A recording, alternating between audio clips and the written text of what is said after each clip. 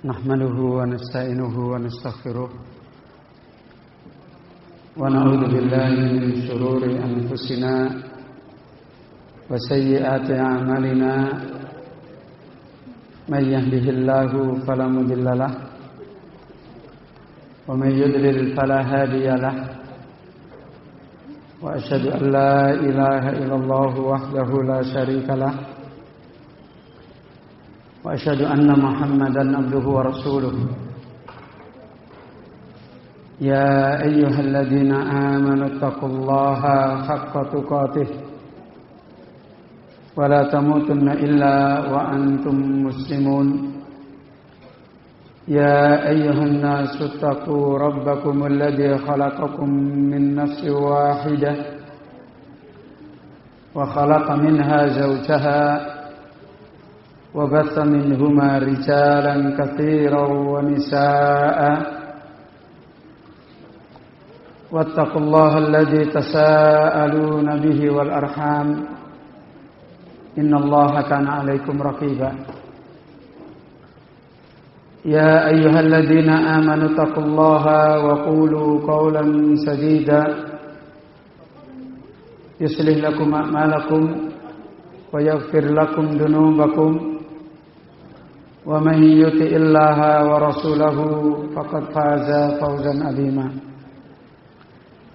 أما بعد فإن أحسن الكلام كلام الله وخير الهدى هدى النبي صلى الله عليه وآله وسلم وشر الأمور محدثاتها وكل محدثة بدعة wa kullu bid'atin dalalah wa kullu dalalatin finnar. Kaum muslimin, Bapak Ibu-ibu rahimani wa rahmakumullah. Alhamdulillah, mengawali majelis kita yang mubarakah ini, kita kembali memuji kepada Allah Subhanahu wa taala.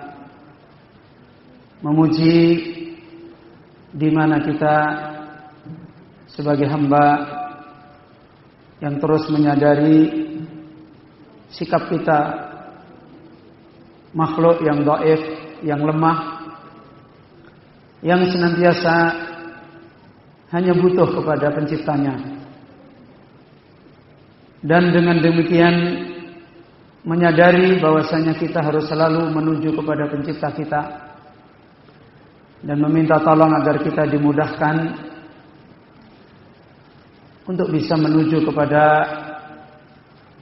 Sang Pencipta kita yang telah menciptakan kita untuk sebagian kita diberikan oleh Allah sebagai orang-orang yang berbahagia, atau naudzubillah min dzalik, sebagian kita tidak ditolong oleh Allah Subhanahu wa taala. Dengan kesadaran ini, dengan kesadaran di mana kita selalu merendah, selalu lemah, akan dapat menjadi dasar bagi kita untuk bisa kembali kepada Allah Subhanahu wa taala. Yang tidak ada lain kembali kepada Allah ini adalah kemenangan hidup kita. Ketika putus tali jalan di mana kita menyambungkan diri kita kepada Allah Subhanahu wa taala, maka itulah kehancuran kita. Karena itu, kalau pada kesempatan yang mubarakah ini Allah kembali mudahkan kita berkumpul di dalam majelis ilmu ini adalah merupakan nikmat yang besar. Karena dengan majelis seperti ini kita terus-menerus mendapatkan nasihat, mendapatkan bimbingan, mendapatkan ilmu bagaimana menuju kepada Allah, bagaimana menuju kepada Allah Subhanahu wa taala yang benar-benar mendatangkan kebaikan dari Allah. Karena hakikatnya hamba, apakah dia orang-orang yang ditolong oleh Allah, apakah yang tidak ditolong oleh Allah? Tidak ada satupun hamba yang tidak menuju kepada Allah. Sebagaimana Al-Imam Ibnul Qayyim rahimahullah, pada akhirnya hamba ini pulang kepada Allah. Apakah dia pulang sebagai su'ada atau dia pulang sebagai asqiya? Apakah dia pulang sebagai hamba-hamba Allah yang berbahagia, atau dia pulang kepada Allah menjadi hamba yang sengsara? Semua ini adalah kembali kepada jalan kita di dunia. Karena itu Allah Subhanahu wa taala mengkaitkan kemenangan itu dengan kembalinya kita kepada Allah Azza wa Jalla di atas agamanya, di atas ilmu. Bukan kembali kepada Allah Subhanahu wa taala dengan tabiat kita. Bukan kembali kepada Allah Subhanahu wa taala dengan adat kebiasaan manusia. Bukan kembali kepada Allah Azza wa Jalla dengan perasaan. Bukan kembali kepada Allah Azza wa Jalla dengan pikiran-pikiran kita sendiri. Bukan. Karena itulah Allah Azza wa Jalla berwasiat kepada kita, wa anna hadza sirati mustaqima fattabi'uhu. Allah mengisyaratkan dalam ayat ini, sungguhnya ini yaitu agama adalah jalannya Allah. Allah menunjukkan agamanya adalah jalan, dan Allah sebutkan mustaqimah, jalan yang lurus, yang bisa menyampaikan kepada Allah Subhanahu wa taala, yaitu agamanya. Dan Allah mengingatkan fattabi'uhu, ikutilah. Kita disuruh menuju kepada Allah dengan mengikuti jalan agamanya, bukan mengikuti kebiasaan kita, bukan mengikuti kesenangan kita, bukan mengikuti perasaan kita, bukan mengikuti akal-akal kita, bukan. Tapi mengikuti sirat. Fattabi'uhu, Allah wasiatkan, ikutilah.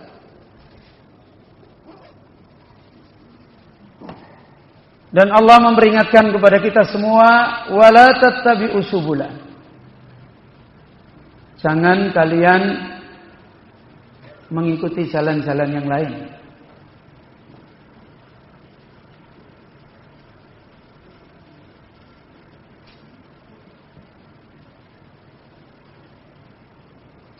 Fatafarraqa bikum an sabilih, maka jalan-jalan yang lain itu akan menceraikan kalian dari jalan Allah. Allah sebutkan dalam surat Al-An'am ayat 153. Allah mengingatkan, dan ini harus kita jadikan kesadaran bagi kita. Dan tidak mungkin bahwa Bapak Ibu-ibu kita bisa kembali kepada Allah, kembali di atas jalannya yang lurus, manakala kita tidak mendapatkan petunjuk. Karena itu Allah Azza wa Jalla menyuruh kita untuk mencari petunjuk.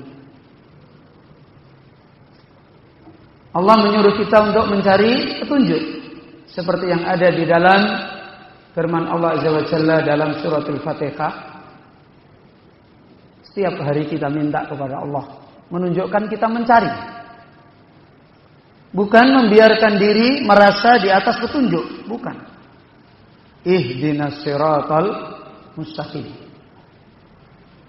Tunjukkan kepada kami ya Allah jalan yang lurus.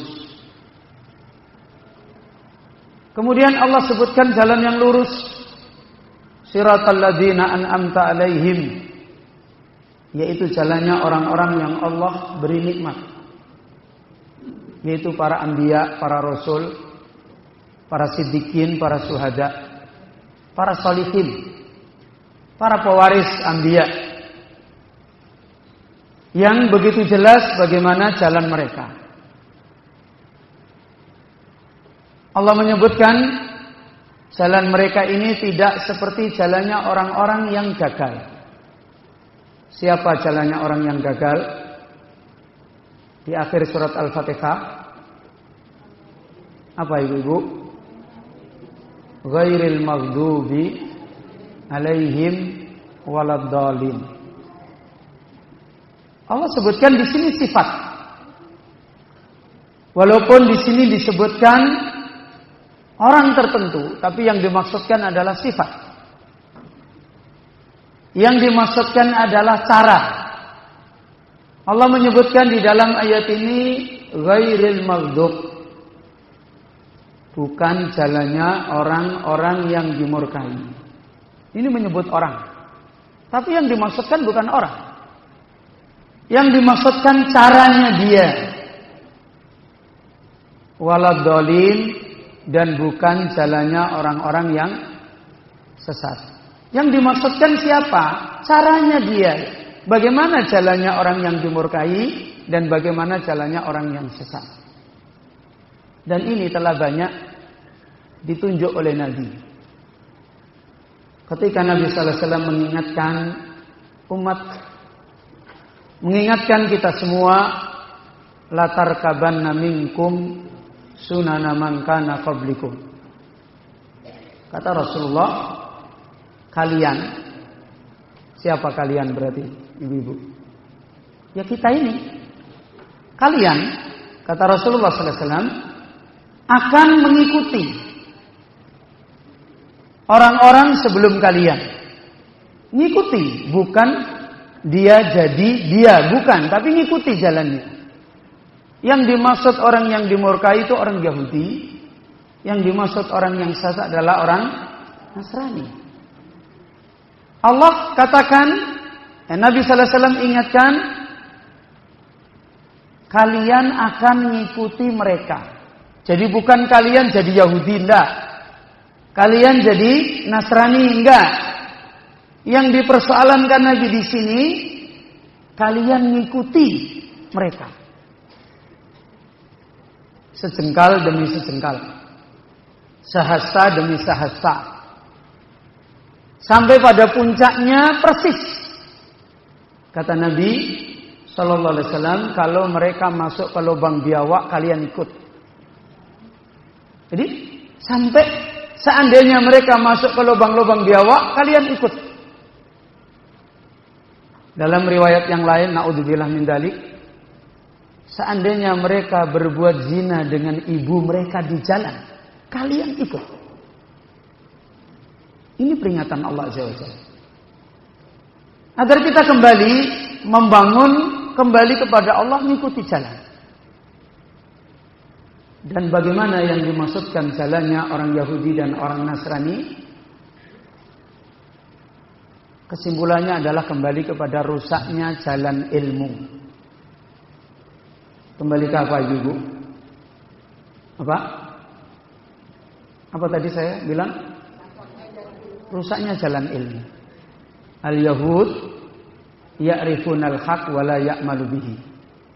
Orang Yahudi itu punya ilmu, tahu kebenaran, tapi enggak mau mengikuti. Enggak mau mengamalkan, enggak mau mencintai. Kemudian orang Nasrani itu niatnya baik, inginnya taat, inginnya baik, tapi tidak punya ilmu dan tidak belajar dan tidak menuntut ilmu. Maka pada kesempatan ini menjadi peringatan bagi kita, kalau kita bisa bermajelis seperti ini dan kita di dalam majelis yang mubarakah seperti ini berusaha minta tolong kepada Allah Subhanahu wa taala, seperti yang Syekhul Islam Ibnu Taimiyah rahimahullah pernah menyampaikan di dalam kitab beliau Al-Aqidah Al-Wasithiyah, setelah beliau membawakan dalil-dalil ayat-ayat tentang mengenal Allah. Ilmu yang paling banyak manusia gagal, yang sudah beberapa kali saya sampaikan, ilmu yang paling pertama diangkat oleh Allah, yaitu ilmu hati. Ilmu yang menjadikan hati-hati hamba punya kehidupan ibadah yang benar, punya kehidupan mencintai Allah, mengalahkan yang lain, punya kehidupan kekhusyuan kepada Allah, punya kehidupan takut kepada Allah. Ini ilmu hati. Ilmu tentang iman. Dan ilmu ini sebagaimana diriwayatkan oleh Ibnu Mas'ud radhiyallahu an, awwalu ilmin yurfa. Ilmu yang pertama kali diangkat. Karena nikmat iman itu berjalan dengan nikmat amanah. Dan zaman-zaman kita ini hidup, ibu-ibu, bapak-bapak yang dirahmati oleh Allah, nikmat iman dan nikmat amanah ini sudah banyak dicabut dari dadanya manusia. Sampai dalam riwayat, kalian mungkin akan mendapati satu kaum hanya satu orang yang punya amanah. Berarti satu kaum memungkinkan yang punya iman yang benar cuma satu. Na'udzubillah min dzalik. Ya. Ini saat-saat kita hidup. Ya. Hudzaifah bin Yaman mengatakan yang paling banyak adalah imannya orang munafik. Na'udzubillah. Yang paling banyak adalah imannya orang-orang yang tidak membuat kebaikan di dunia, tapi membuat kerusakan. Ini kita hidup di zaman seperti ini. Maka ilmu yang pertama kali diangkat oleh Allah adalah ilmu tentang iman. Sehingga kepentingan kita sekarang ini untuk membangun kembali, memperbaiki kembali ilmu tentang iman ini adalah kepentingan yang tidak bisa ditawar-tawar. Dan kalau boleh kita kembali mengoreksi, mungkin kita bisa, ibu-ibu, bapak-bapak, mungkin ada yang pernah mendengar ayat Al-Quran waktu turun dibagi menjadi berapa periode? Berapa ibu-ibu? 2. 1 periode Makkah, 2 periode Madinah. Berapa puluh tahun? Berapa tahun periode Mekah? 13. 10 tahun murni hanya turun ayat tentang iman. Enggak turun ayat yang lain. Enggak turun ayat hukum-hukum, belum. Bahkan salat itu saja diwajibkan pada waktu Nabi Isra Mi'raj. Itu sudah lewat tahun ke-10. Jadi kita bisa memahami, Ibu, Bapak. Sahabat itu berguru belajar kepada Nabi tentang iman murni, enggak belajar apa-apa. Berapa? 10 tahun. Nah, kita sekarang ini belajar tentang iman seberapa? Kadang-kadang mungkin bapak-bapak, ibu-ibu baca buku tentang akidah Ahlussunnah, iman dibagi, tauhid dibagi menjadi 3. Ya kan? Tauhid rububiyah, tauhid uluhiyah, tauhid asma sifat. Sudah, kayaknya sudah jadi orang beriman seperti Abu Bakar. Kalau ditanya, saya sudah belajar iman, apa? Iman terbagi menjadi 2. Itu pembagian yang diterima di akal. Terus iman itu sudah masuk gak di dalam hati kita? Sudah teruji belum di dalam kehidupan kita? Kita sudah merasakan bagaimana manisnya iman? Sudah ada dampaknya dalam kehidupan kita apa belum? Sudah merubah kehidupan kita atau belum? Ini menjadi tanda tanya besar. Di antara para ulama kita,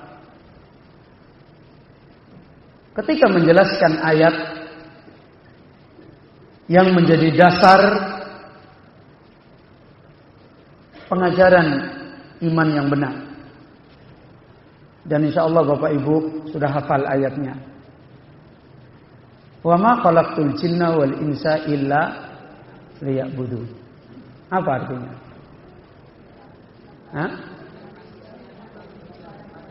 Tidaklah aku ciptakan jin dan manusia kecuali untuk beribadah kepadaku.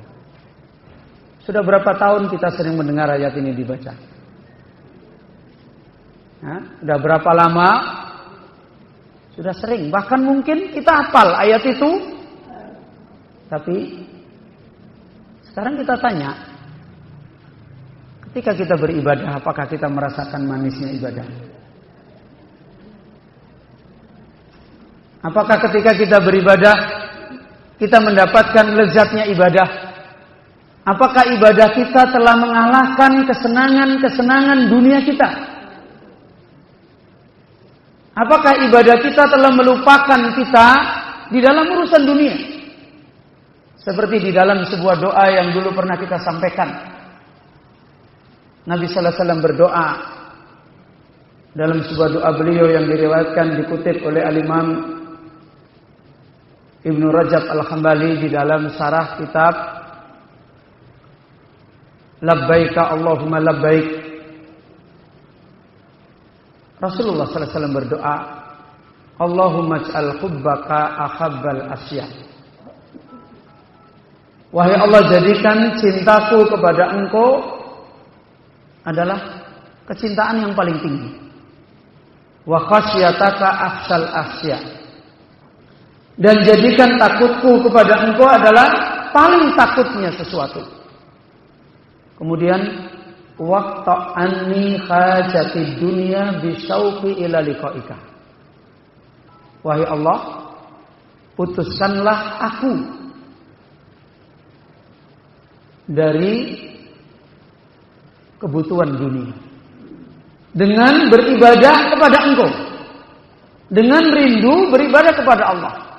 Apakah ibadah-ibadah kita telah bisa memutuskan kebutuhan-kebutuhan kita terhadap dunia, kesenangan-kesenangan kita pada dunia, dan kita merindukan untuk menjadi hamba yang senang berkhidmat kepada Allah? Yang dibuktikan oleh Nabi di dalam doa ini, wa idza aqrarta wujuha ahli dunya bidunyahum fa aqrirni bi ibadatika. Kalau engkau jadikan orang-orang ahli dunia ketenangan hatinya dengan dunianya, maka jadikan ketenangan hati saya dengan beribadah kepada Engkau. Apakah ini sudah kita raih? Kita semuanya insya Allah hari-hari menjalankan ibadah. Contoh yang sederhana saja, ibadah salat. Salat kita masuk yang mana? Masuk yang qad aflahal mu'minun alladzina hum fi salatihim khashi'un, atau masuk yang fawailul lil musallin alladzina hum an salatihim sahun? Masuk yang mana? Masuk aflahal mu'minun, orang beriman yang beruntung, yaitu siapa? Yang dimana dia adalah orang-orang yang khusyuk di dalam salatnya. Atau fawailun lil musallin, celakalah orang-orang salat di mana salat dia adalah sahun. Apa? Lalai. Sama-sama zahirnya salat ya ini. Sama. Yang membedakan apa? Khashi'un sama sahun.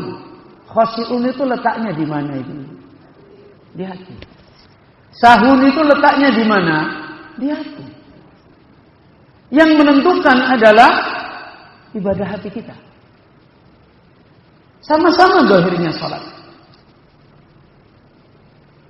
Ini ketika para ulama menjelaskan ayat ini, kepentingan kita di dalam membangun salat, yang membangun ibadah yang dimaksudkan oleh orang beriman bukan cuma sekedar ibadah, tapi ibadah yang dibangun dengan iman, kehidupan di hati. Itu yang bernilai ibadah. Karena itu untuk mengajarkan ibadah yang seperti ini butuh tarsih. Apa tarsih? Meresapkan yang dalam. Kalau kita belajar tentang rukunnya sholat, syarat sahnya sholat misalnya contoh, mudah dan cepat. Sehari saja bisa kita langsung laksanakan, bisa langsung dipraktekkan. tubuh kita langsung bisa mempraktekkan. Tapi ngajari kita untuk khusyuk, ngajari kita untuk tidak sahun, mudah ibu-ibu? Enggak mudah. Lebih-lebih lagi di zaman kuatnya fitnah. Maka ayat ini membutuhkan tarsih. Untuk meraih ibadah yang seperti ini butuh kepada meresapkan iman. Sehingga ibadah ini akan punya makna, punya qimah, punya nilai. Karena itu di antara ulama kita menerangkan ketika kehidupan iman yang harus ditanamkan, dibesarkan di dalam hati manusia ini tidak berhasil, maka keadaan manusia tidak berubah dari 3 keadaannya. Enggak berubah. Pertama, saat akhwaluhum. Keadaan dia dalam hidup tetap buruk. Ya. Kelihatannya ibadah, taat, tapi lihat kehidupannya. Seperti yang diterangkan para ulama, para salafus saleh, la takun waliyallah fil alan, aduwallah fis sir. Jangan kamu menjadi kekasih Allah di saat terang-terangan ada orang tahu, tapi di saat sendirian kalian menjadi musuh Allah. Di mana? Ketika di khalayak kelihatannya kita taat, kita baik, tapi begitu kita sendiri, kita adalah orang yang paling berani kepada larangan Allah. Paling berani menyanyiakan perintah Allah. Enggak apa-apa. Enggak apa-apa. Ini menunjukkan lemah kehidupan hati kita. Maka akwal kita sehingga apa yang dimaksudkan oleh Allah, tanha anil fakhsha wal munkar, enggak tercapai. Ibadah itu mestinya ada pengaruhnya. Apa pengaruhnya? Mencegah orangnya dari perbuatan keji dan mungkar. Ini enggak tercapai. Ya. Kenapa? Karena tidak ada ibadah hati. Yang menjadikan tercapainya itu ibadah hati.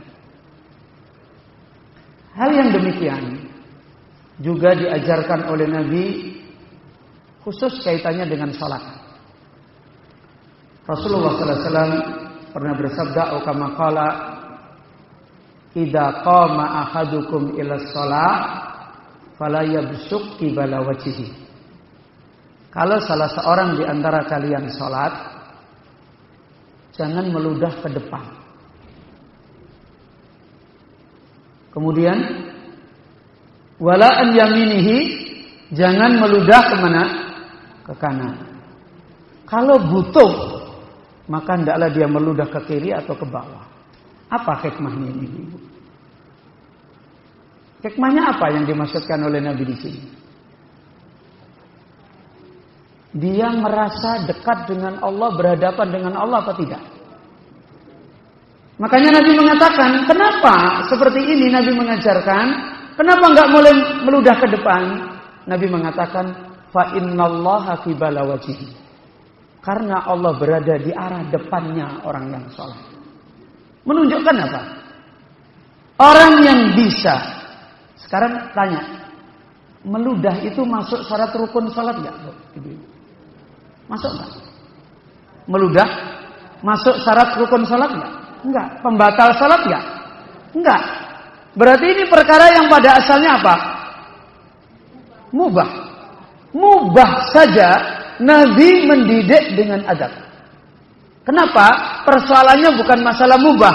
Kalian ini sedang berhadapan dengan siapa?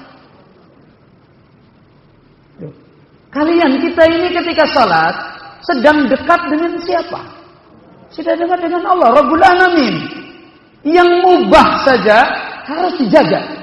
Apalagi yang wajib, apalagi yang haram.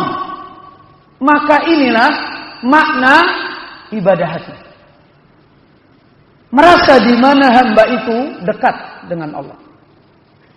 Makanya kalau orang itu seperti ini, khusyuk salatnya, punya kehidupan iman di hati, Apalagi kok yang mubah. Apalagi yang wajib, mohon maaf. Apalagi yang wajib, apalagi yang haram. Yang mubah saja dia berhati-hati. Itu menunjukkan ada dampak.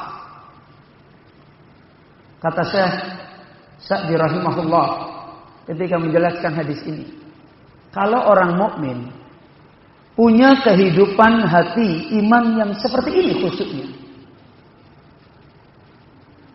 Dan kehidupan iman ini dibawa keluar di luar salat. Kalau tadi di mana? Di salat. Allah dekat dengan kita hanya di dalam salat atau di mana saja kita berada?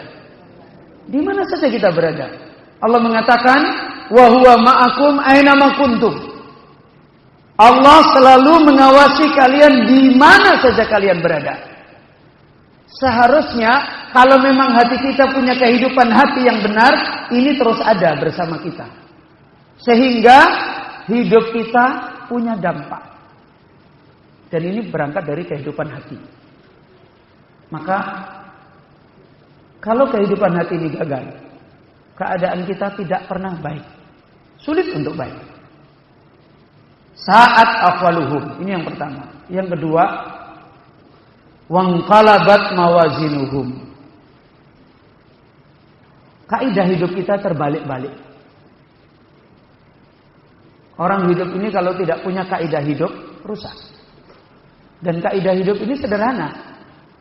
Sebagaimana kata Ali bin Abi Thalib, di dunia ini cuma ada 2 kaidah hidup.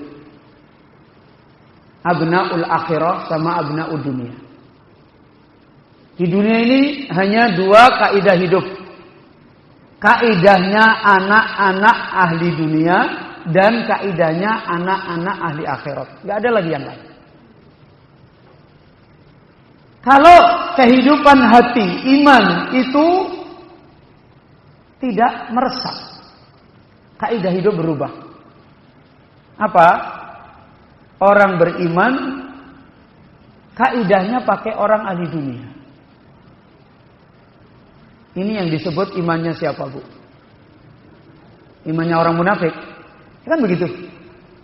Di mana orang munafik? Hidupnya untuk cari dunia. Ukurannya dunia. Berubah kaidah hidup. Kalau sudah kaidah hidup berubah, kehidupan pun berubah. Seluruh kehidupan di dalam agama berubah.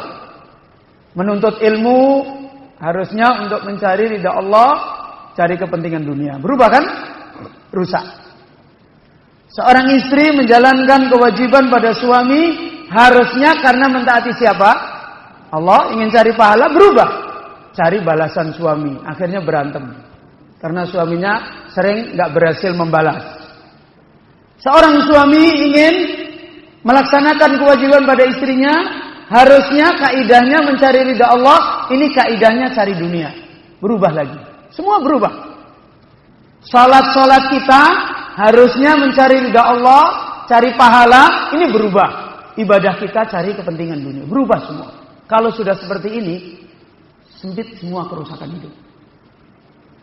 Inqalabat mawazin. Timbangan hidup itu terbalik. Dan itu rusak semuanya.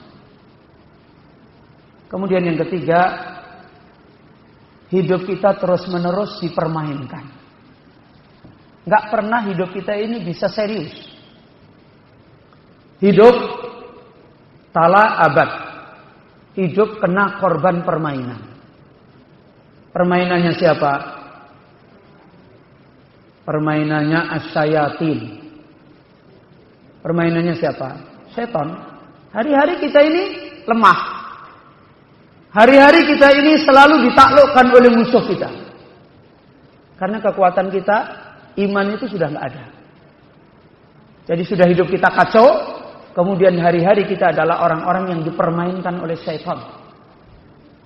Kemudian hidup kita dipermainkan oleh al-ahwa. Apa ibu-ibu? Hawa nafsu kita. Hawa nafsu kita ini menjadi tidak disadari berubah. Harusnya hawa nafsu itu membantu kita untuk hidup.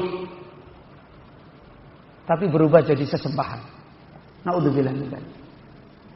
Ya kan? Hawa nafsu itu membantu kita. Allah ciptakan nafsu kita untuk membantu kita dalam hidup.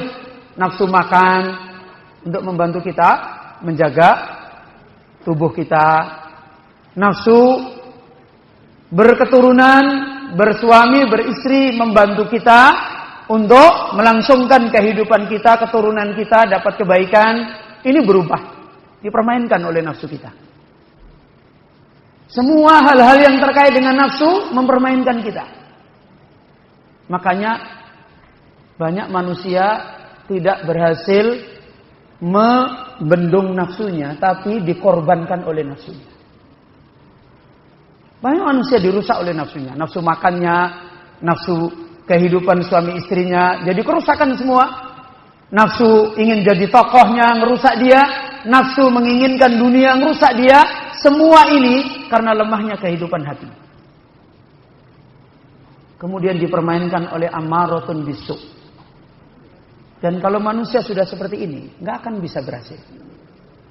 Maka ibu-ibu yang dirahmati oleh Allah, dengan kita kembali memperbaiki dan memahami pengajaran-pengajaran besar di dalam masalah iman, yang tidak hanya sekedar kita cuma mengumpulkan pemahaman atau mengumpulkan pengajaran bahwasanya kita beriman kepada Allah selesai, atau kita beriman bahwasanya tauhid itu ada 3,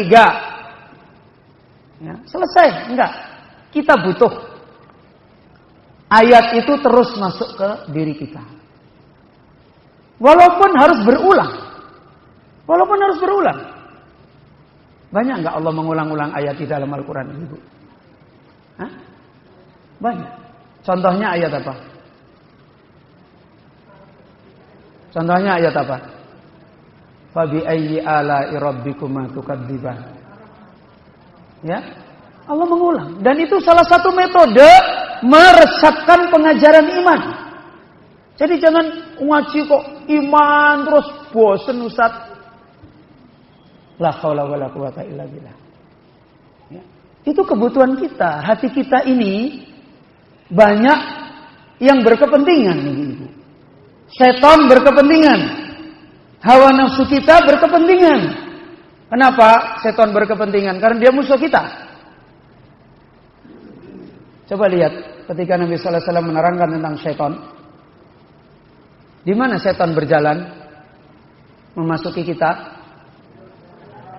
Yajri majrat dam. Ya kan? Berjalan di mana? Aliran darah. Kenapa kok lewat aliran darah? Sasarannya kemana? Ke hati. Ya kan? Sasarannya ke hati. Hati kita ini tiap hari jadi pergolakan. Setan berkepentingan masuk. Dan tiap hari mengintai, mencari celah. Kemudian hawa nafsu kita. Hawa nafsu kita, walaupun sebenarnya Allah ciptakan untuk jadi teman kita yang baik. Kan begitu kan? Tapi nafsu kita itu tabiatnya jelek. Loh, kita disuruh berteman yang harus bisa menggunakan dia, tapi tabiat dia itu jelek. Apa tabiatnya nafsu? Khain, berkhianat. Itu tabiat nafsu kita. Nah, hati kita ini seperti ini. Sehingga butuh kaidah. Kaidah yang betul-betul sampai kepada al-yakin. Apa ibu-ibu? Sampai kepada apa? Apa tadi saya sebut? Kalau nggak konsentrasi ini nanti lupa-lupa. Al-yakin. Apa artinya al-yakin? Keyakinan. Dari mana caranya meraih yakin? Dari mana? Para ulama kita menjelaskan pengertian al-yakin.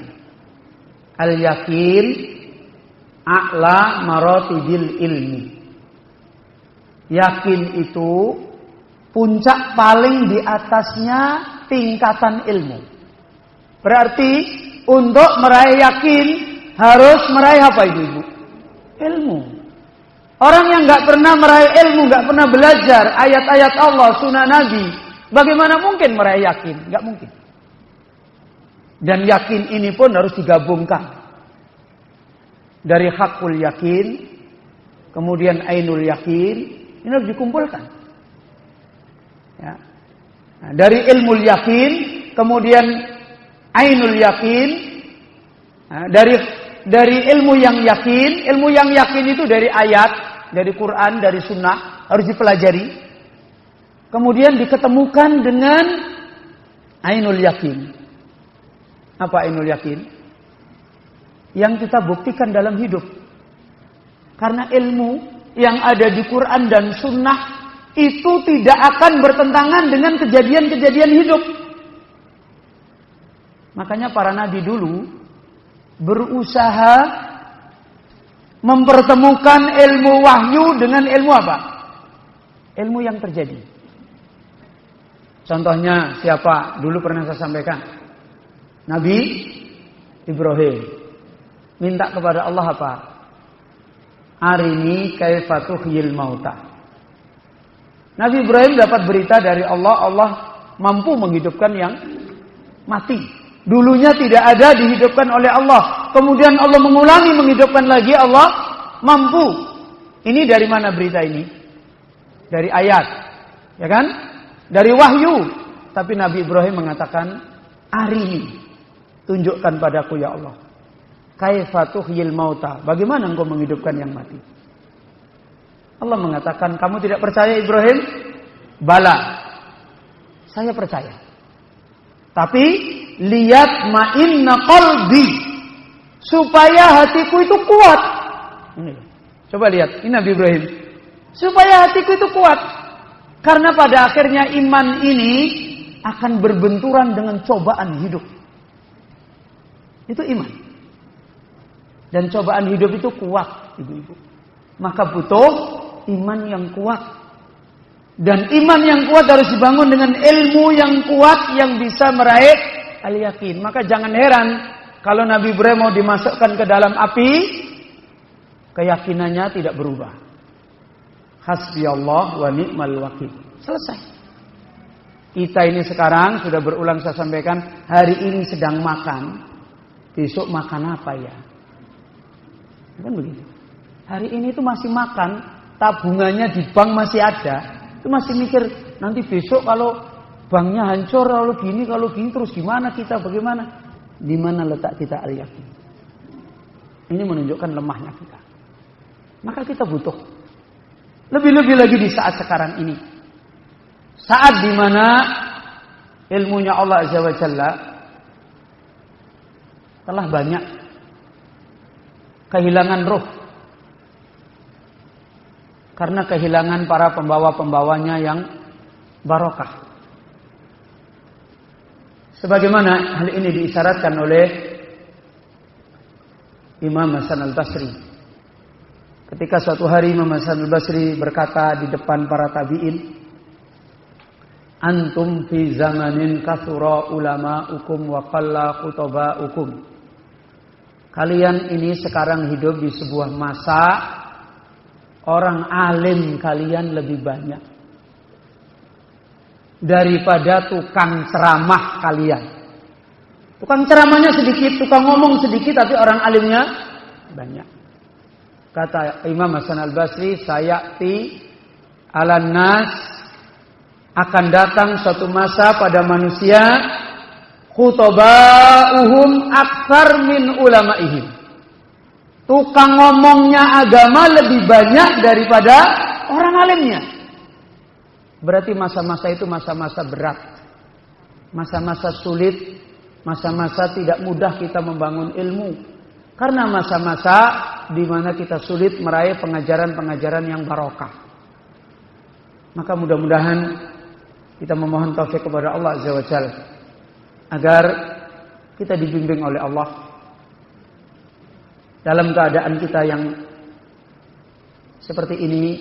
Allah selalu mudahkan kepada kita untuk memperbaiki diri kita, punya kepentingan yang benar, bagaimana kita mengembalikan pengajaran iman dengan baik. Ibu-ibu yang dirahmati oleh Allah, kajian kita yang terakhir kita masih menjelaskan hakikat daripada ibadah besar yang Allah Subhanahu wa taala jadikan barometer kemenangan. yaitu kehidupan orang beriman yang meraih kecintaan Allah dan mereka adalah mencintai Allah. Dan terakhir kita telah menjelaskan kenapa kita harus kembali meraihkan iman kita supaya bisa sampai dicintai oleh Allah. Dan inilah butuhnya kita kepada pengajaran iman yang benar. Karena manakala iman kita itu benar, Allah Subhanahu wa taala akan mencintai kita.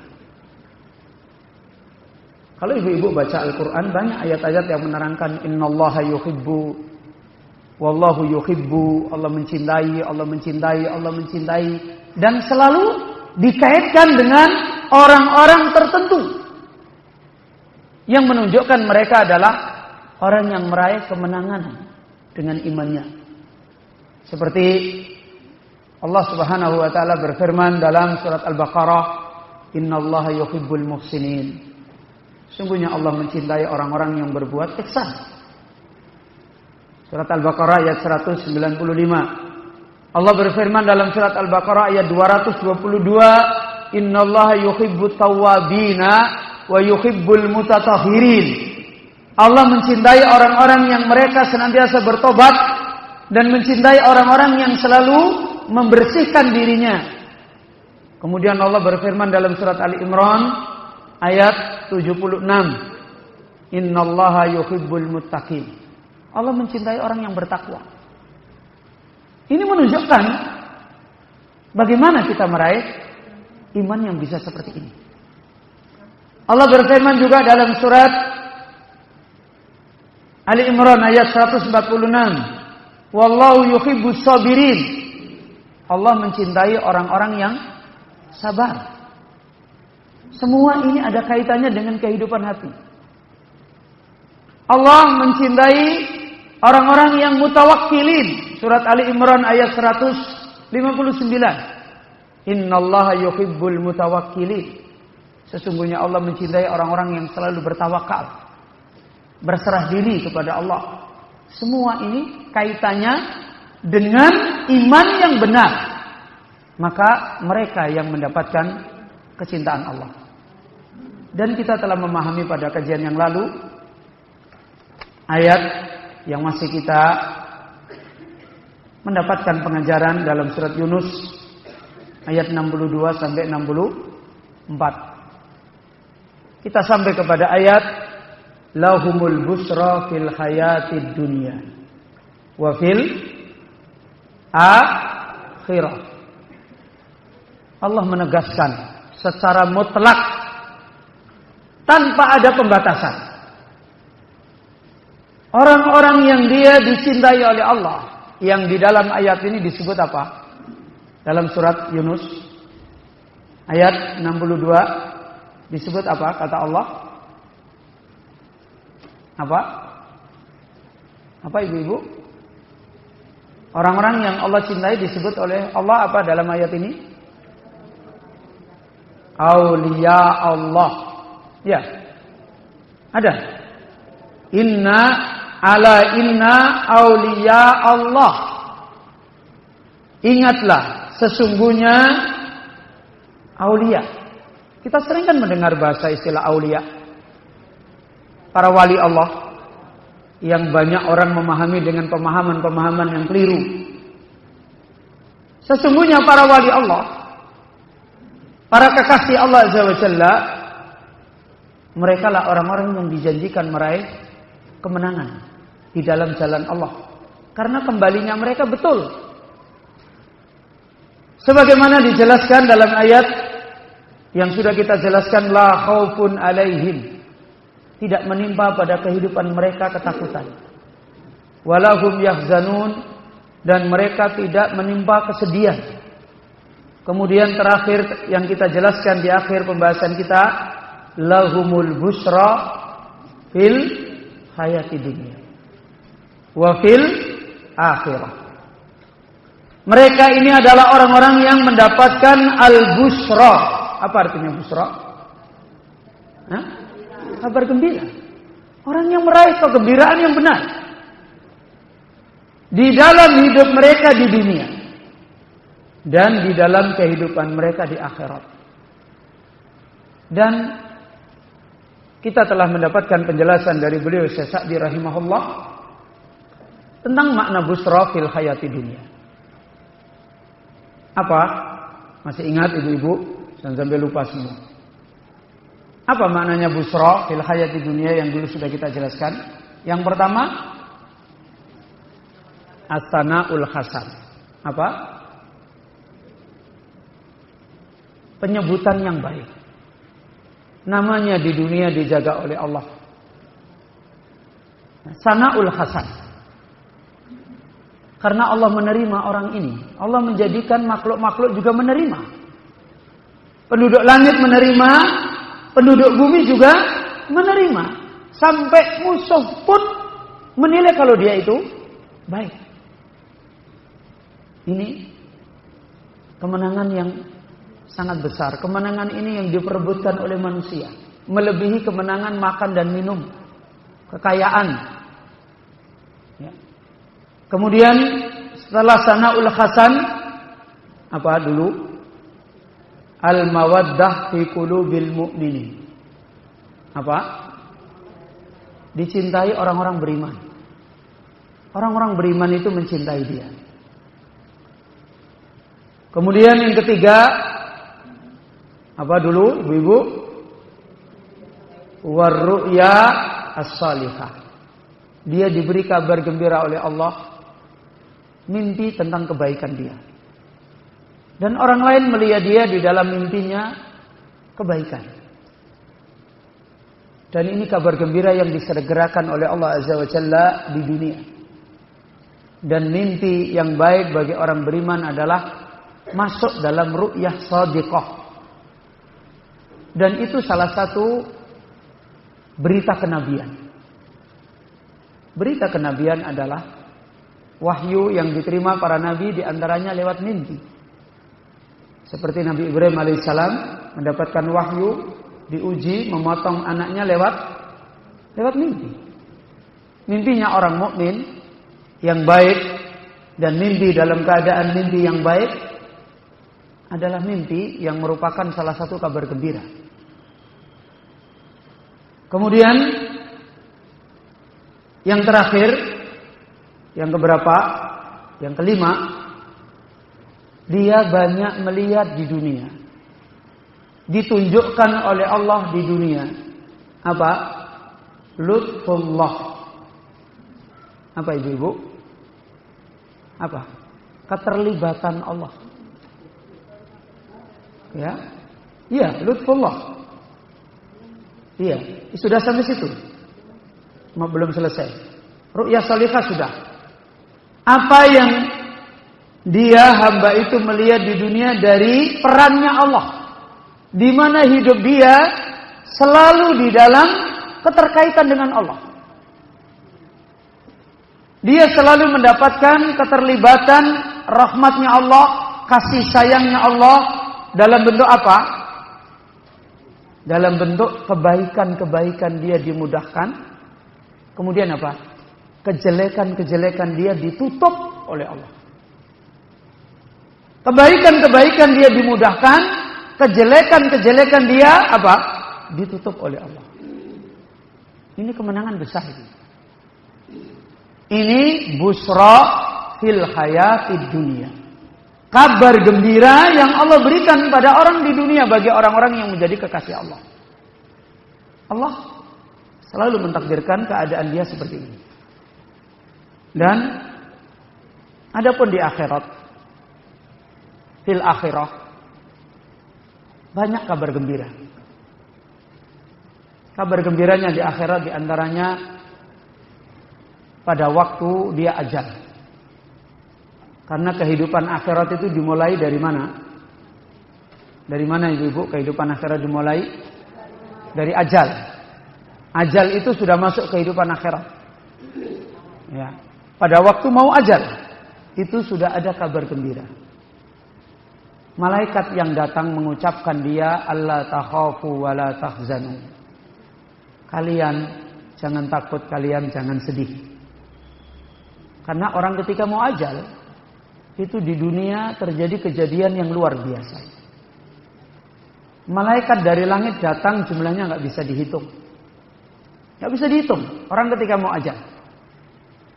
Sebelum malaikat yang mencabut nyawa datang, penduduk langit datang mendekati dia, mengelilingi, dan jumlahnya nggak bisa dihitung. Dan keadaan mereka mencerminkan orang ini bahagia apa sengsara. Kalau orang ini bahagia, malaikat itu wajahnya terang. Kalau orang ini celaka, sengsara, malaikat itu wajahnya gelap, mengelilingi dia. Kemudian malaikat ini membawa kain, semacam kayak kain kafan. Dan kalau orang yang ini baik, malaikat yang datang kainnya itu halus, lembut. Kalau orang ini jelek, orang ini tidak baik, orang ini sengsara, malaikat yang datang kainnya itu kasar. Kemudian datang malakul maut, diperintahkan untuk mengambil nyawanya. Orang-orang yang mereka kekasih Allah, di saat itu sudah mendapatkan kabar gembira. Allah takhafu wa la tahzanu. Kalian jangan takut, kalian jangan sedih. Ini kabar gembira. Karena itu, walaupun sakaratul maut ini adalah keadaan yang apa? Yang menyakitkan. Tapi bagi orang-orang beriman ditolong oleh Allah. Dalam sebuah riwayat, ketika malakul maut memerintahkan rohnya keluar, maka dia menetes seperti tetesan embun. Ini orang beriman. Kemudian begitu disongsong oleh malakul maut, tidak lama malaikat semua berebut meminta roh itu supaya ditaruh di atas kain dan mengeluarkan bau yang harum, dibawa naik ke langit. Ini kabar gembira pertama. Kabar gembira yang lain pada saat di alam barzakh. Yutsabbit, Allah meneguhkan dia. Ketika malaikat bertanya kepada dia, "Man rabbuka wa ma dinuka?" Dia bisa menjawab, "Rabbi Allah." Kemudian dini al-Islam dan Muhammadun sallallahu alaihi wasallam nabi. Ini jawaban kelihatannya sepele. Tidak akan diberikan oleh Allah jawaban ini kepada orang yang tidak membangun imannya yang benar. Sebagai contoh apa ini? Di alam barzah itu, ketika ditanya malaikat Munkar dan Nakir, jawabannya cuma dua. Bisa jawab atau tidak bisa jawab. Yang tidak bisa jawab bukan jawab, tapi jawabannya seragam. Orang, mohon maaf ini ya, orang yang dulu gila dunia, dia tidak menjawab Tuhanku adalah dunia, dia enggak jawab begitu. Orang yang dulu Nasrani, dia tidak mengatakan Tuhanku adalah Isa, enggak. Buddha, dia tidak mengatakan Tuhanku adalah Buddha, enggak. Selain orang beriman, jawabannya cuma satu. Apa jawabannya? La adri. Apa? Saya tidak tahu. Sami'tun nas yaqul faqultuh. Orang ngomong saya ikut. Menunjukkan dulu imannya di dunia tidak belajar. Menunjukkan iman yang tidak dibangun dengan ilmu di akhirat tidak ada gunanya. Tidak ada gunanya. Karena itu dia menjawab dengan jawaban yang seragam. Saya tidak tahu. Orang ngomong saya ikut. Tidak bisa jawab apa-apa. Entah profesornya, entah orang awamnya. Ya. Apakah itu dari Nasrani, dari Yahudi, dari semua. Dia jawabannya sama. Saya tidak tahu. Makanya para ulama mengatakan orang yang membangun iman dengan cara taklid, tidak pakai ilmu dari Quran, dari Sunnah, seperti ini jawabannya. Gak akan ditolong oleh Allah. Lah orang yang bisa menjawab ini semata-mata karena Allah yang membimbing dia. Karena itu Allah mengatakan yutsabbit. Allah yang meneguhkan dia bil qauli tsabit, dengan perkataan yang kokoh. Siapa berarti yang bisa membimbing? Allah. Dia nggak bisa ngomong sendiri. Allah yang ngajari dia.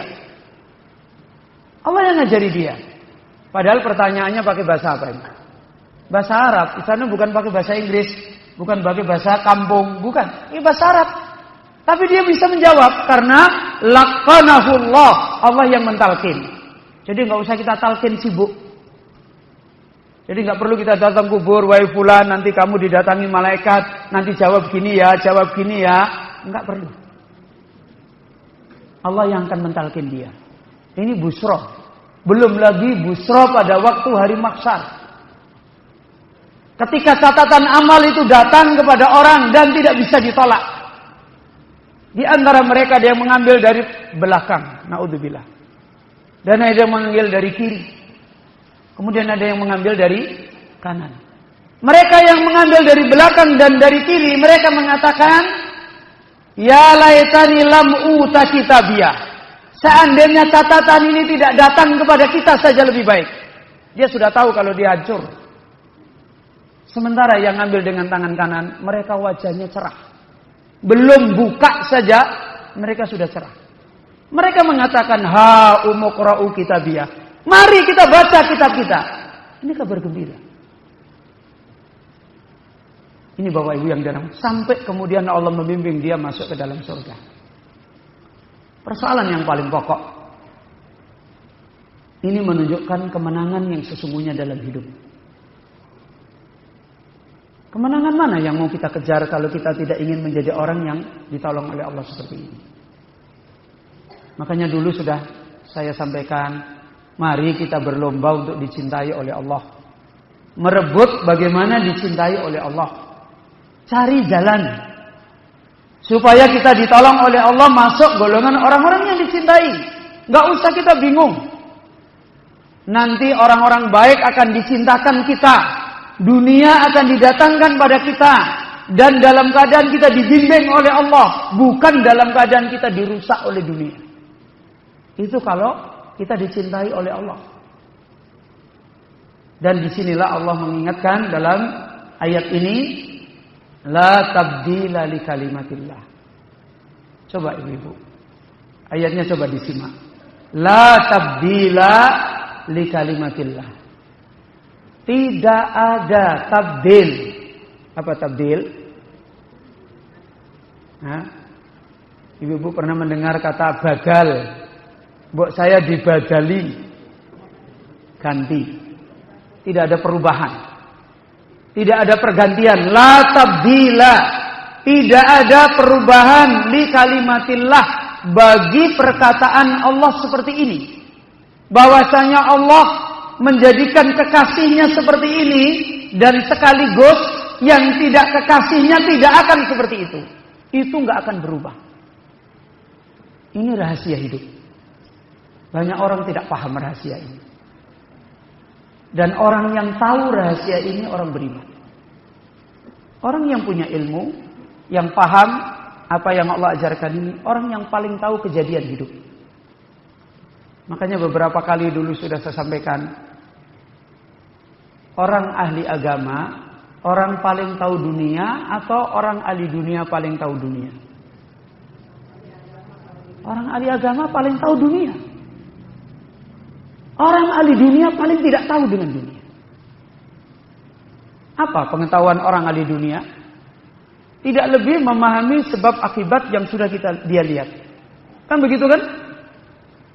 Yang dia tidak lihat, dia tidak tahu apa-apa. Itu pun belum tentu terjadi seperti itu.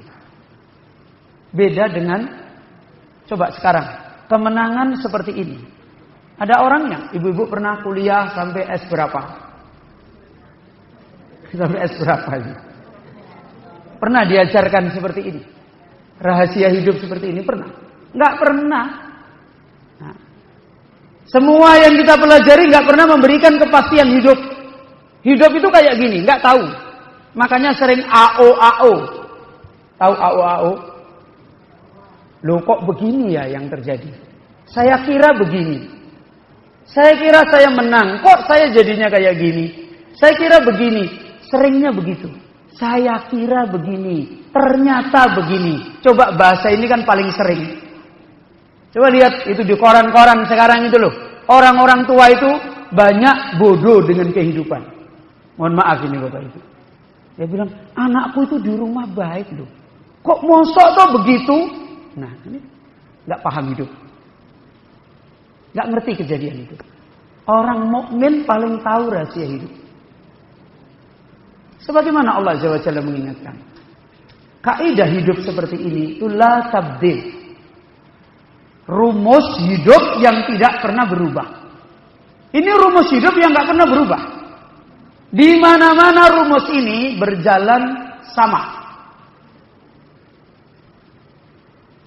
Makanya dari dulu para nabi nggak pernah merubah rumus hidup ini. Para pewaris nabi di zaman manapun nggak pernah merubah rumus ini. Karena mereka tahu hidup ini bukan datang kebetulan. Hidup ini bukan datang kebetulan. Hidup ini datang dengan satu kata. Apa satu kata ibu-ibu? Coba ini.